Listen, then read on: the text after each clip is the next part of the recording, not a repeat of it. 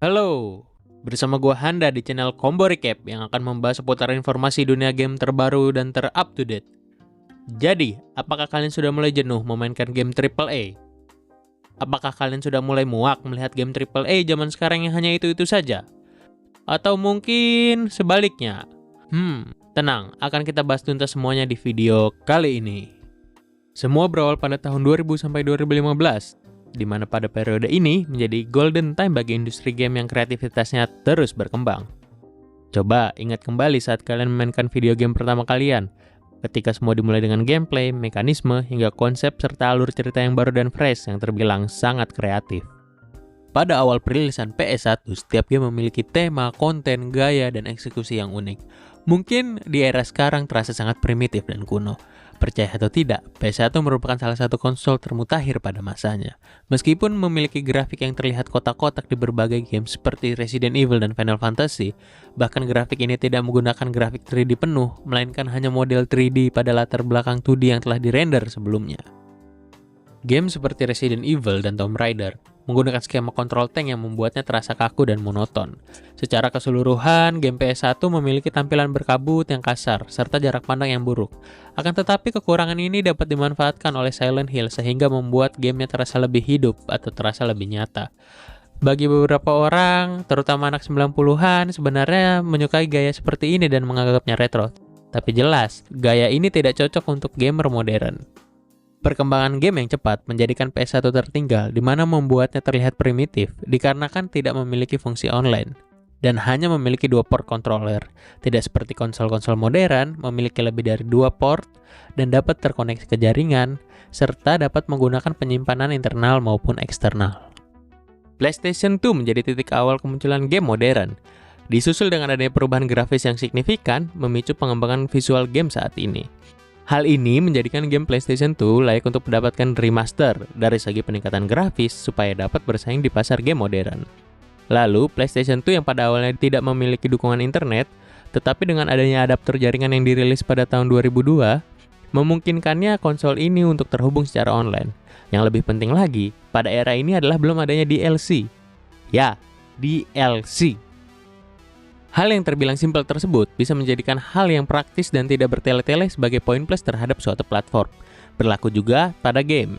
Beli dan mainkan secara full. Kup bersama teman, mendapatkan momen kebersamaan yang kita inginkan, serta memiliki gameplay yang unik tanpa mempertimbangkan grafis pada saat itu. Yang terpenting adalah kesenangan pada mekanisme, gameplay, dan cerita pada suatu game. Para publisher mulai mengembangkan ide kreatif mereka, mulai dari percampuran genre hingga memodifikasinya. Pertarungan ide menghasilkan game yang terasa sangat menyenangkan untuk dimainkan, meskipun masanya telah berlalu. Itu semua dikarenakan mereka mementingkan komposisi dari game yang dibuat. Tak ada yang namanya mempercepat perilisan secara terpaksa karena dorongan investor ataupun melupakan hal-hal kecil di dalam game yang dibuatnya. Meskipun perkembangan game sangat pesat, belakangan ini pengembang game AAA atau yang disebut dengan game yang memiliki budget tinggi dalam pembuatannya mendapat pandangan negatif dari komunitasnya. Mereka menjadi predator yang tidak mementingkan komunitas dan hanya mengedepankan keuntungan. Merasa perjuangan mereka sebagai pengembang paling berpengaruh membuat mereka merasa tak tersaingi. Selain itu, mereka telah menjadi predator puncak pada industri game, membuat para perusahaan game AAA berhenti untuk saling bersaing dan memilih untuk tidak mengembangkan ide-ide baru. Mereka hanya mengotakkan wilayah mereka di dalam industri di mana perusahaan ini hanya menggunakan genre yang telah sukses sebelumnya. Hal ini dapat dilihat pada terbatasnya variasi game yang dirilis oleh suatu penerbit. Dari sini dapat disimpulkan bahwa inovasi di dalam dunia game telah berhenti. Perusahaan game AAA yang terus tumbuh dan berkembang di zona nyaman, masing-masing membuat mereka semakin stagnan dan membosankan. Hal ini juga pada akhirnya menciptakan pengurangan genre dalam suatu game, terlebih dengan adanya pasar baru seperti game mobile juga menjadi salah satu penghambat. Momentum ini dimanfaatkan oleh publisher rakus yang mengeksploitasi dalam mencari keuntungan. Di balik semua ini, seperti yang dilakukan petinggi developer publisher ternama, CEO EA, Andrew Wilson. Minat Wilson pada game hanya sebatas berapa banyak uang yang dapat dihasilkan. Wilson sebagai CEO tidak memiliki pengembang game atau pemain game di sekitar posisinya. Sebaliknya, dia hanya memiliki orang-orang pemasaran dan pebisnis yang tidak memiliki minat dalam pengembangan game. Itu sebabnya, mereka tidak berhubungan baik dengan para gamer. Tidak ada orang di lingkaran dalam yang tertarik pada game sebagai sebuah game. hanya game sebagai produk. Mereka berpikir game seperti sampul buku, di mana apabila sampul terlihat menarik, maka isi buku tersebut akan dianggap menarik pula dan akan terjual laris. Penelitian mereka menunjukkan bahwa game Battle Royale merupakan salah satu genre yang populer. Sehingga mereka memberitahu pengembang mereka untuk menyalinnya dan menggempur salah satu produk mereka di sana. Bagi mereka, game dapat dieksploitasi menjadi ladang uang. Ingin memainkan suatu game yang baru dan menarik? Maaf, jangan harap. Sebagian besar developer atau publisher ternama tidak ingin mengambil resiko untuk mengembangkan ide baru yang tidak didukung oleh riset pasar. Apakah ide baru yang dikembangkan akan diterima atau tidak?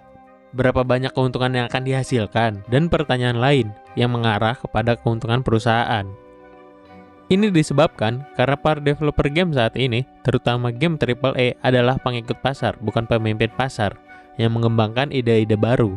Jenis developer seperti itu adalah tipe orang yang akan berkesimpulan saat melihat game Metal Gear Solid untuk mengubah genrenya menjadi Battle Royale adalah ide yang bagus, karena genre itu laku di pasaran seperti PUBG. Sebagian petinggi publisher game ini tak mau mengambil resiko, mereka takut apabila mengalami kerugian. Kemudian, ketika keputusan picik mereka gagal, orang-orang pembuat game lah yang akan dipecat, bukan pemasaran dan pebisnis yang memaksa mereka membuat game yang tidak diinginkan siapapun. Sebagai contoh, drama yang dilakukan oleh Konami pada salah satu perancang game Hideo Kojima, di mana Konami memecat Hideo Kojima karena Konami tidak ingin meninggalkan zona nyaman dan kehilangan momentum pasar pada gamenya. Permasalahan yang dimulai dari pengembangan demo game Metal Gear Solid Ground Zeroes 5, di mana Kojima berusaha untuk membawa perubahan baru pada game ini. Akan tetapi, Konami menolak itu semua karena takut akan gagal dan tidak akan membawa keuntungan seperti generasi sebelumnya. Pada puncaknya, Hideo Kojima mengkritik Konami secara keras. Salah satunya pada game Metal Gear Survive yang diluncurkan oleh Konami pada waktu itu.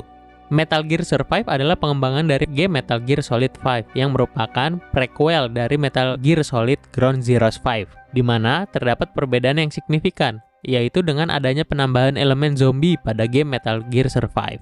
Kritik yang Kojima berikan seakan menjadi bumerang bagi Konami, di mana kritik ini membuat komunitas Metal Gear meninggalkan game ini.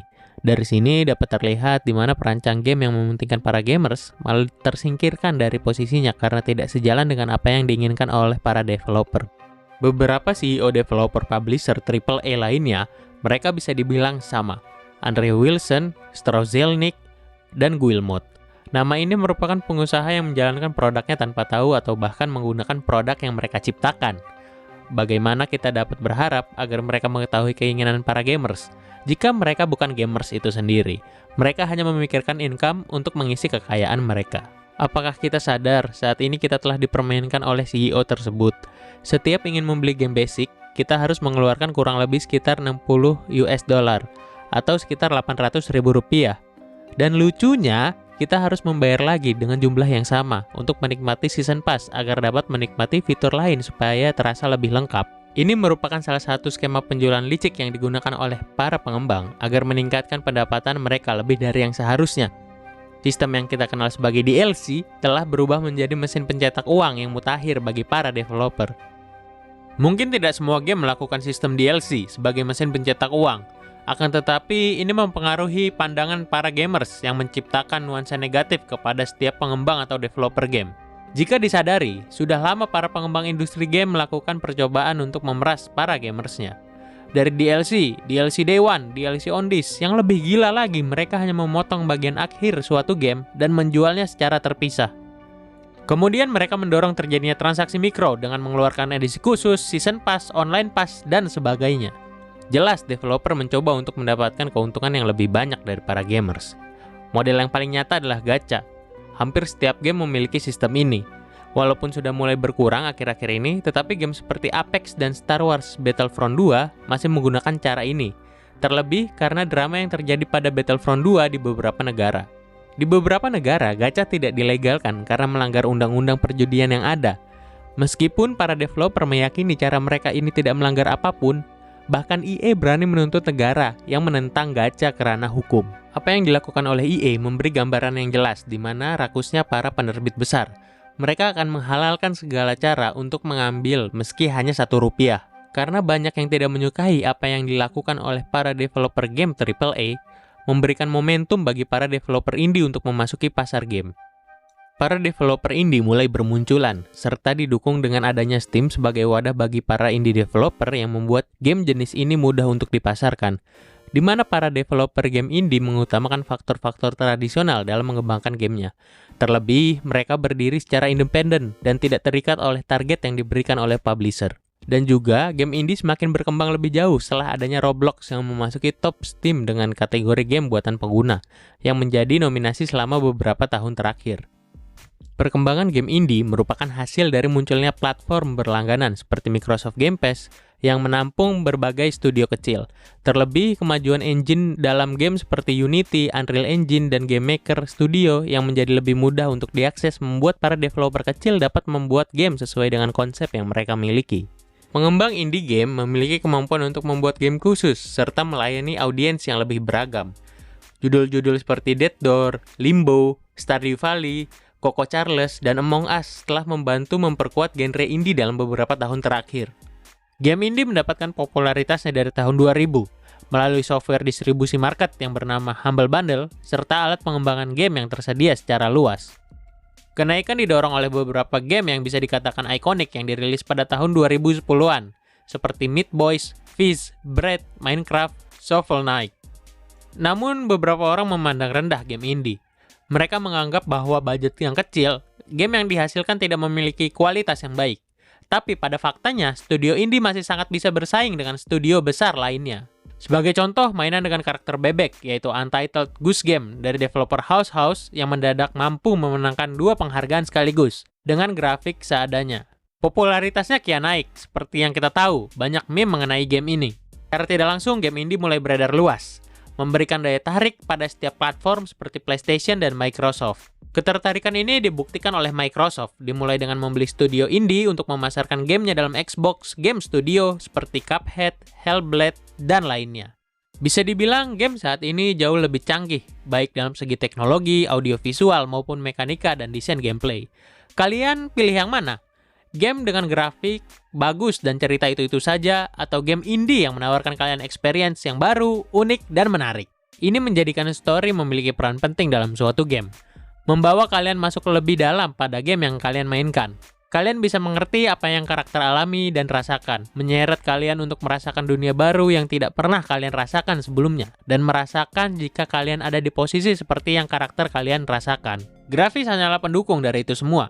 Semua yang kalian rasakan itu menjadikan sangat nyata jika grafis di game yang kalian mainkan terkesan nyata. Seperti halnya kalian meminum anggur dan rasanya tawar. Tetapi jika kita memainkan story yang sangat memikat, terkadang akan membuat kita lupa seberapa real grafis game tersebut.